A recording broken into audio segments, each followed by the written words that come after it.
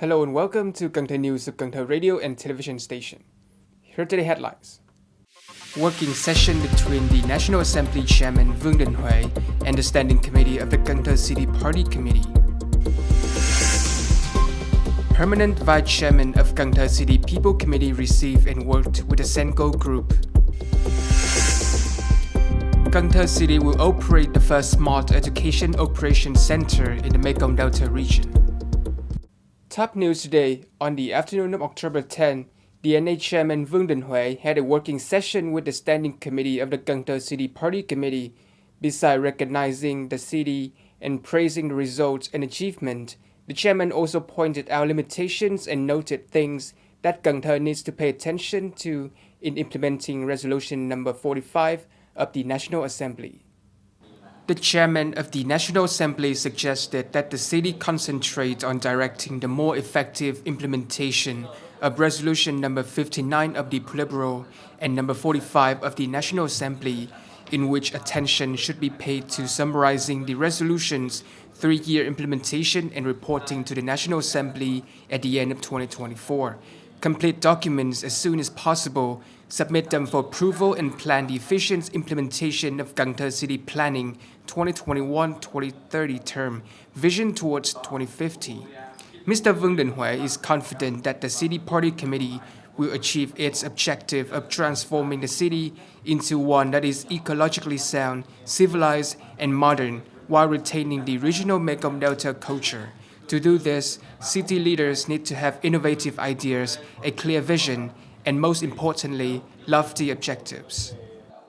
Mr. Dương, Permanent Vice Chairman of Cần Thơ City People Committee and leaders of relevant city departments and branches, on October 10 received and worked with representatives of the Senko Group from Japan.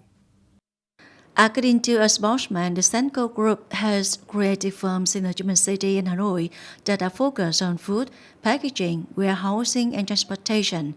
They also anticipate investigating potential cooperative opportunities in the Mekong Delta provinces as well as Cần Thơ City. According to Mr. Dương, Cần Thơ City is the geographic hub of the Mekong Delta and has received funding from the central government to expand its road, waterway, and air transportation infrastructure systems. The Vietnam-Japan Industrial Park, in particular, was created by the city with numerous favorable agreements made just for Japanese companies. The establishment of a Japan working group in Cần Thơ, the organization of several programs for cultural and business interaction, the facilitation of trade with Japanese investors in various industries. The city is committed to fostering an environment that will encourage investment from both domestic and foreign companies as well as Japanese partners. Implementing digital transformation in education and training, Cần Thơ will operate the first smart education operation center in the Mekong Delta. Building an intelligent operation center and a digital data center for the education and training sector are two crucial components that the city's education sector is now cooperating with units to install. To integrate information and support the smart operation center, the Statistics Center collects all resource information and statistics about the education sector from regional educational institutions. It improves the management and administration of education and training by modeling and combining data from educational institutions at the data center. The Smart Operation Center also aids in the management and administration of education by saving time and resources. The centers are currently nearly finished and should be tested on the holiday of November 20.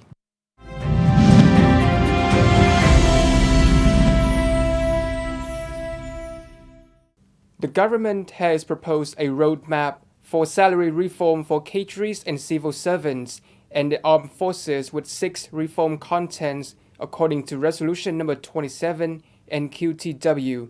Implementation is scheduled to begin on July 1st, 2024. An allowance regime, bonus mode, salary increase regime, funding sources for implementing the salary regime, salary and income management, and the building of the 5 new payrolls are all included in this plan. After 2024, maintain the targets outlined in the resolution by continuing to adjust wage increase to account for price change and improve somewhat in line with gross domestic product growth, until the lowest salary level is equal to or greater than the lowest salary level of Region 1 of the enterprise sector.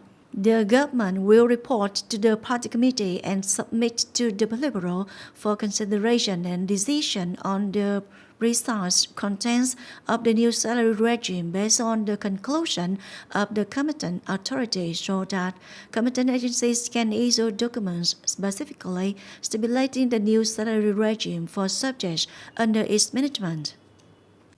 Attending the program to celebrate National Digital Transformation Day on October 10, Prime Minister Phạm Minh Chính requested ministry and branches to mass deploy specific solutions to bring practical benefits to people and businesses, including promoting the digitization of real estate business.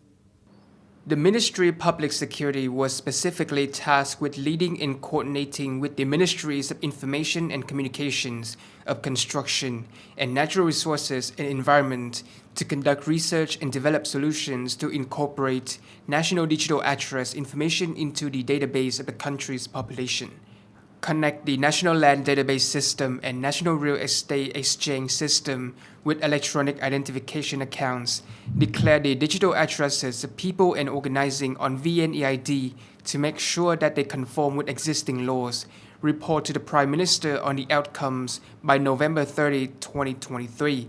The State Securities Commissions were also tasked by the Prime Minister to link the National Demographic Database to accurate data on stock market participants.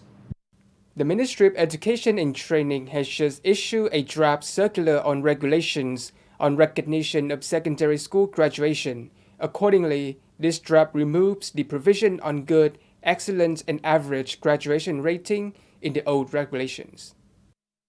The number of times to consider an earner secondary school graduation in a year is a new addition to the draft. The draft suggests that the maximum number of times that educational institutions implementing the general education program at the secondary level may take into account and recognize learners' graduation is twice a year. The number of reviewers for institutions of higher learning offering continuing education programs at the secondary level is decided by the Department of Education and Training. According to the rules of the Ministry of Education and Training, a student must be recognized as having finished the secondary school program in the 9th grade to graduate from secondary school. Comments on the draft can be made until December 2nd. On the morning of October 10, the Department of Labor, War, Invalids and Social Affairs of Cần Thơ City opened the 9th City Vocational Educators Conference in 2023. Mr. Nguyễn Thực Hiện, Vice Chairman of Cần Thơ City People Committee, attended. 41 teachers from the city's 9 colleges and intermediate schools attended the conference this year. The participating teachers are required to create 3 classes, each of which consists of a theoretical lecture, a practical lecture, and an integrated lecture. Some universities, both inside and outside the city, have employed PhD and masters with substantial teaching experience as lecture judges. The finalist lectures will be chosen by the Planning Committee to present at the National Vocational Educators Conference in 2024. The conference helps to increase the effectiveness of professional activities by inspiring, motivating, and providing chances for teachers to grow as educators.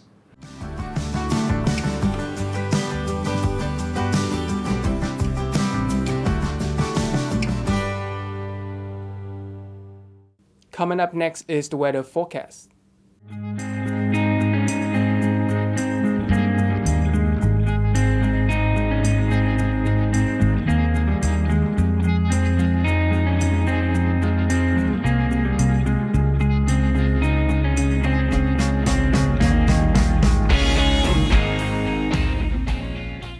Thank you so much for watching, and I'll see you next time.